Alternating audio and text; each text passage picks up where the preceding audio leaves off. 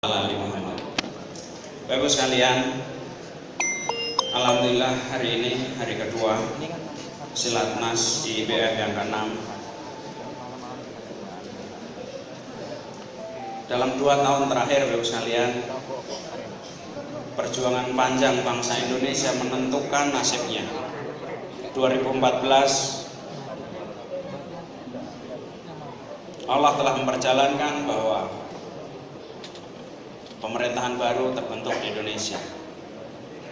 Banyak pengharapan, banyak kecemasan. Hari ini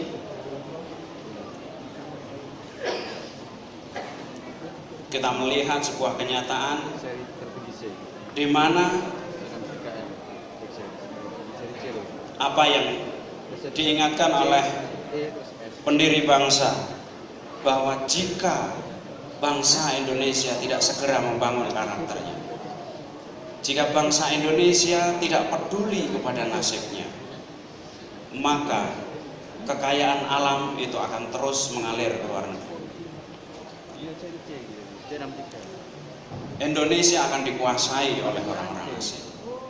Indonesia hanya akan dijadikan pasar dari produk-produk orang. Dan Indonesia hanya akan dijadikan sebagai tempat untuk mengembangbiakkan kapitalisme.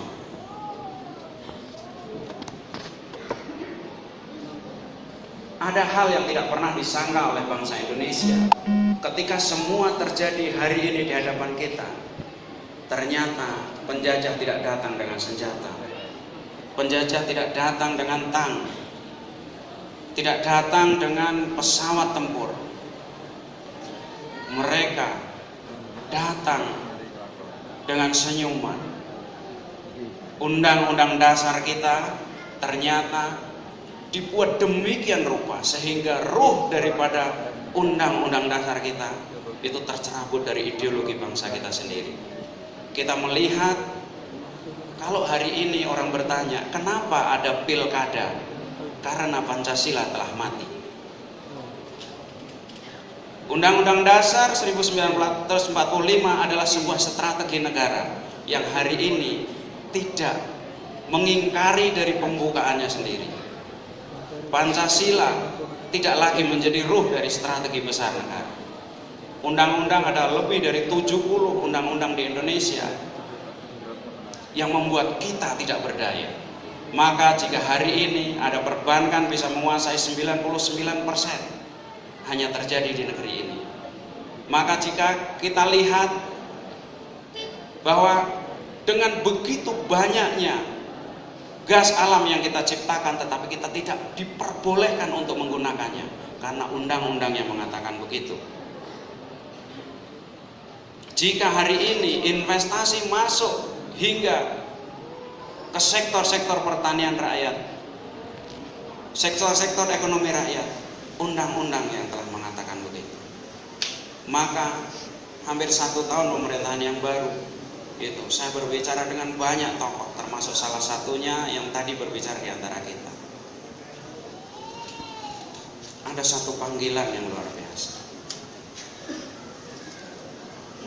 Dr. Yusuf Al-Qaradawi di dalam bukunya Fikih Jihad mengatakan, jika nasib bangsamu sudah terancam, jika kehidupan bangsamu hampir dikuasai oleh orang lain, dan di mana kamu tidak melihat penguasa berbuat yang semestinya, maka pada saat itu panggilan jihad berlaku untuk kalian semua. Saya, Bapak sekalian, dalam hari-hari terakhir saya banyak bertanya kepada Allah SWT. Ya Allah, jika Engkau menjanjikan Engkau akan memberikan petunjuk kepada orang-orang yang sungguh-sungguh ingin membangun agama karena Engkau ingin menunjukkan jalan-jalan itu, maka tunjukkanlah kepada kami ya Allah. Karena kami sesungguhnya ingin membangun agama ini karena engkau. Bapak sekalian, ketika saya melihat wajah-wajah sahabat-sahabat saya berdiri di depan, saya tahu bahwa ini adalah jawaban dari pertanyaan yang saya tanyakan dalam hari-hari terakhir ini. Ada di Indonesia orang-orang yang masih mau membangun agama dan bangsanya. Saya masih bersama dengan orang-orang seperti Bapak Ibu semua. Insya Allah kebangkitan Islam akan segera kita lihat. Kebangkitan rakyat Indonesia akan segera kita lihat. Amin. Kebangkitan bangsa Indonesia akan segera kita lihat. Amin. Selama kita tetap istiqomah dan kita sabar, sebagaimana Allah mengatakan, jika dalam perang Badar, Bapak Ibu sekalian, Allah mengatakan, jika kamu sabar dalam perjuangan, satu orang kamu akan mengalahkan puluhan hingga ribuan orang. Bapak Ibu sekalian, ketika perang Uhud, 1 tahun setelah perang Badar, rakyat di Madinah itu ingin semua itu ikut berperang dalam perang Uhud. Bahkan anak-anak kecil dari umur 5 tahun, 7 tahun, 10 tahun semua diikutkan. Kenapa? Karena ternyata rakyat bangsa Madinah pada saat itu di bawah Rasulullah tidak ingin ketinggalan, mengingat perang Badar yang luar biasa, yang dibicarakan luar biasa, bukan hanya di dalam masyarakat yang ikut berperang pada saat itu, tetapi juga oleh Al-Quran. Kita tahu perang Badar adalah perang di mana masyarakat Madinah itu nggak tahan, karena pedagang-pedagang Mekah itu yang menjual barang-barang, di mana barang-barang itu sesungguhnya adalah barang-barang milik mereka yang berhijrah ke Madinah. Barang-barang yang mereka rampas, mereka ambil dari negeri mereka, dan mereka terusir ke Madinah. Dan Rasulullah mengetahui, memahami apa yang dirasakan oleh rakyatnya. Maka ketika Abu Sofyan membawa barang dagangan yang dalam catatan, dengan catatan itu sebenarnya adalah barang-barang milik warga Madinah yang meninggalkan Mekah, Rasulullah memerintahkan untuk mencegah. Dan pada saat itu Abu Sofyan segera meminta bantuan kepada Abu Jahal, dan Abu Jahal mengirimkan 1000 pasukan. Pada saat itu, ketika itu pasukan Rasulullah hanyalah 300. Kita tahu dalam sejarah penciptaan makhluk Allah Subhanahu wa taala, Allah menurunkan malaikatnya untuk turun ikut berperang langsung di bumi pada saat itu perang Badar. Maka ada satu dialog yang luar biasa berkesan bagi saya. Ketika Jibril itu bertanya kepada Rasulullah, wahai Rasulullah, engkau sebut apa Muslim yang ikut dalam perang Badar? Rasul menjawab, mereka adalah Muslim yang terbaik. Maka Jibril mengatakan, sesungguhnya demikian juga aku menyebut kepada malaikat-malaikat yang ikut berperang di dalam perang Badar. Mereka juga adalah Muslim yang terbaik. Maka dalam perang itu, dalam perang Uhud selanjutnya, setahun sesudah perang Badar, bangsa Madinah tidak mau ketinggalan, anak-anaknya semua diikutkan. Kalau kita lihat dalam catatan sejarah, hingga Fatimah pun sebenarnya ikut di sana. Akhirnya Rasulullah memutuskan orang yang berumur 15 tahun ke atas boleh berperang. Insya Allah yang berniat dan tidak mencukupi syarat, tetap engkau sudah dihitung ikut dalam peperangan itu, kata Rasul. Kenapa mereka berbondong-bondong ikut?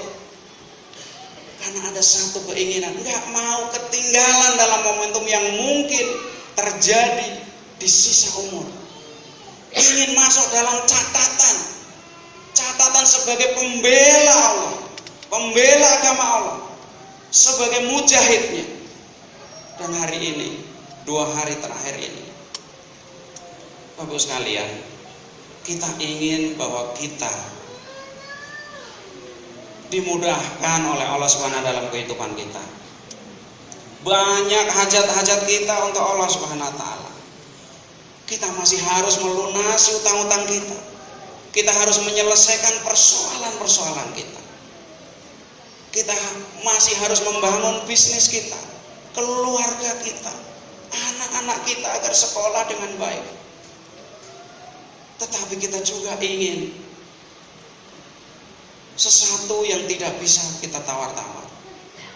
Dan seandainya hanya satu hal saja boleh kita minta kepada Allah, maka cukuplah ini sebagai pembalas semua jerih payah kita, semua air mata kita, tertatih-tatih kita, hanya untuk satu hal, mencari keridhaan Allah Subhanahu wa Ta'ala. Mudah-mudahan hari ini Allah mencatat kita sebagai mujahid-mujahidnya. Allah memasukkan kita semua dalam catatannya sebagai golongan orang-orang yang membangun agama yang diridhoi oleh Allah Subhanahu wa Ta'ala. Amin. Akhirnya saya harus mengucapkan terima kasih kepada semua teman-teman yang hadir pada hari ini. Perjuangan kita masih panjang. Ingatlah bahwa ini adalah hidup yang sangat sementara. Bisnis kita adalah persoalan kecil. Kalau Allah redha kepada kita, maka semuanya selesai pada saat hari ini. Jika Allah redha, maka anak-anak kita sudah selesai dari tanggung jawab kita. Jika Allah sudah redha kepada kita, maka sudah selesai juga lah dosa-dosa yang setelah lampau dan yang akan datang. Saya ucapkan terima kasih kepada semua teman-teman, mudah-mudahan langkahnya diberkahi oleh Allah Subhanahu wa Ta'ala.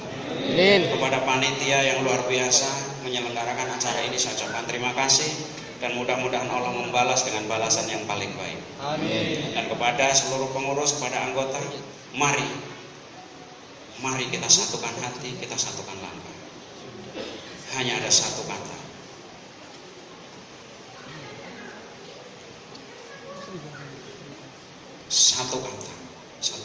Satu kalimat ini dipesankan berulang-ulang oleh Rasulullah. Hidup mulia atau mati syahid. Allahu Akbar. Allahu Akbar. Allahu Akbar.